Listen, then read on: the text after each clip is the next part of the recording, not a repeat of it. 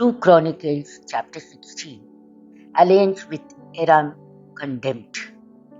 In the 36th year of the reign of Asa, Baasha king of Israel went up against Judah and built Ramah that he might permit no one to go out or come into Asa, king of Judah. Then Asa took silver and gold from the treasures of the house of the Lord and the king's house, and sent them to Ben-Hadad, king of Syria, who dwelt in Damascus, saying, Let there be a league between me and you, as between my father and your father. Behold, I am sending to you silver and gold. Go, break your league with Baasha, king of Israel, that he may withdraw from me. And Ben-Hadad hearkened to King Asa, and sent the commanders of his armies against the cities of Israel, and they conquered Ijon, Dan, Abel, Maim, and all the store cities of Naphtali. And when Baasha heard of it, he stopped building Ramah and let his work cease. Then King Asa took all Judah, and they carried away the stones of Ramah and its timber with which Baasha has been building, and with them he built Geba and Mizpah. At that time Hanani the seer came to King Asa king of Judah and said to him, Because you relied on the king of Syria and did not rely on the Lord your God, the army of the king of Syria has escaped you. Were not the Ethiopians and the Libyans a huge army, with exceedingly many chariots and horsemen? Yet, because you relied on the Lord, he gave them into your hand. For the eyes of the Lord run to and fro throughout the whole earth, to show his might in behalf of those whose heart is blameless towards him. You have done foolishly in this, for from now on you will have wars. Then Asa was angry with the seer, and put him in the stocks in prison, for he was in a rage with him because of this. And Asa inflicted cruelties upon some of the people at the same time. Asa's disease and death. The acts of Asa from first to last are written in the book of the kings of Judah and Israel. In the 39th year of his reign, Asa was diseased in his feet, and his disease became severe. Yet even in his disease, he did not seek the Lord, but sought help from physicians. And Asa slept with his fathers, dying in the 41st year of his reign. They buried him in the tomb which he had hewn out for himself in the city of David. They laid him on a bier which had been filled with various kinds of spices prepared by the perfumer's art, and they made a very great fire in his honor. 2 Chronicles chapter 17. Jehoshaphat's reign. Jehoshaphat, his son, reigned in his stead and strengthened himself against Israel. He placed forces in all the fortified cities of Judah, and set garrisons in the land of Judah and in the cities of Ephraim, which Asa his father had taken. The Lord was with Jehoshaphat, because he walked in the earlier ways of his father. He did not seek the Baal, but sought the God of his father, and walked in his commandments, and not according to the ways of Israel. Therefore the Lord established the kingdom in his hand, and all Judah brought tribute to Jehoshaphat, and he had great riches and honor. His heart was courageous in the ways of the Lord, and furthermore he took the high places and the Asherim out of Judah. In the 3rd year of his reign, he sent his princes Benael, Obadiah, Zechariah, Nathanael, and Micaiah to teach the cities of Judah, and with them the Levite Shemaiah, Nethaniah, Zebadiah, Asher, Shemiramoth, Jehonathan, Adonijah, Tobijah, and Tobodonijah, and with these Levites, the priests, Elishama and Jehoram. And they taught in Judah, having the book of the law of the Lord with them. They went about through all the cities of Judah and taught among the people. And the fear of the Lord fell upon all the kingdoms of the land that they round about Judah, and they made no war against Jehoshaphat.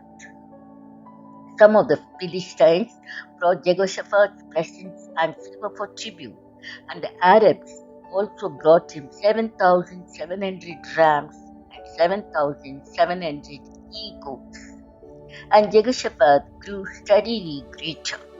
He built in Judah fortresses and store cities, and he had great stores in the city of Judah. He had soldiers, mighty men of valor in Jerusalem. This was the muster of them by fathers' houses. Of Judah, the commanders of thousands, Adnah the commander, with 300,000 mighty men of valor, and next to him Jehohanan, the commander, with 280,000, and next to him Amasiah, the son of Sikri, a volunteer for the service of the Lord, with 200,000 mighty men of valor.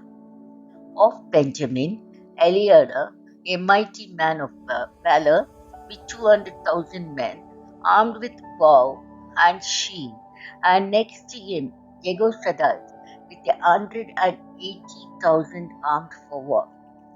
These were in the service of the king, besides those whom the king had placed the fortified cities throughout all Judah. 2 Chronicles chapter 18. Micaiah predicts failure. Now, Jehoshaphat had great riches and honor, and he made a marriage alliance with Agag. After some years, he went down to Agag in Samaria, and Agag killed an abundance of sheep and oxen for him and for the people who were with him, and induced him to go up against Ramoth Gilead. Agag killed king of Israel, said to Jehoshaphat, king of Judah, "Will you go with me to Ramoth Gilead?" He answered him, "I am as you are, my people as your people. We will be with you in the war." And Jehoshaphat said to the king of Israel, "Inquire first for the word of the Lord." Then the king of Israel gathered the prophets together, 400 men, and said to them, "Shall we go to battle against Ramoth Gilead, or shall I forbear?" And they said, "Go up, for God will give it into the hand of the king." But Jehoshaphat said, "Is there not here another prophet of the Lord, of whom we may inquire?" And the king of Israel said to Jehoshaphat, "There is yet one man by whom we may inquire of the Lord, Micaiah, the son of Imlah, but I hate him, for he never prophesies good concerning me, but always evil." And Jehoshaphat said, "Let not the king say so." Then the king of Israel summoned an officer and said, "Bring quickly Micaiah, the son of Imlah." Now the king of Israel and Jehoshaphat, the king of Judah, were sitting on their thrones, arrayed in their robes, and they were sitting at the threshing floor at the entrance of the gate of Samaria, and all the prophets were prophesying before them. And Zedekiah, the son of Chenaanah, made for himself horns of iron and said, "Thus says the Lord, with this you shall push the Syrians until they are destroyed." And all the prophets prophesied so and said, "Go up to Ramoth Gilead and triumph. The Lord will give it into the hand of the king." And the messenger who went to summon Micaiah said to him, "Behold, the words of the prophets with one accord are favorable to the king. Let your word be like the word of one of them, and speak favorably." But Micaiah said, "As the Lord lives, what my God says, that I will speak." And when he had come to the king said to him, "Micaiah, Shall we go to Ramoth Gilead to battle, or shall I forbear? And he answered, Go up and triumph. They will be given into your hand. But the king said to him, How many times shall I adjure you that you speak to me nothing but the truth in the name of the Lord? And he said, I saw all Israel scattered upon the mountains as sheep that have no shepherd. And the Lord said, These have no master. Let each return to his home in peace. And the king of Israel said to Jehoshaphat, Did I not tell you that he would not prophesy good concerning me, but evil? And Micaiah said, Therefore, hear the word of the Lord. I saw the Lord sitting on his throne, and all the hosts of heaven standing on his right hand and on his left. And the Lord said, Who will entice Agag, the king of Israel, that he may go up and fall at Ramoth Gilead? And one said one thing, and another said another. Then a spirit came forward and stood before the Lord, saying, I will entice him. And the Lord said to him, By what means? And he said, I will go forth and will be a lying spirit in the mouth of all his prophets. And he said, You ought to entice him, and you shall succeed. Go forth and do so. Now, therefore, behold, the Lord has put a lying spirit in the mouth of these your prophets. The Lord has spoken evil concerning you. Then Zedekiah, the son of Chenaanah, came near and struck Micaiah on the cheek and said, Which way did the Spirit of the Lord go from me to speak to you? And Micaiah said, Behold, you shall see on that day when you go into an inner chamber to hide yourself.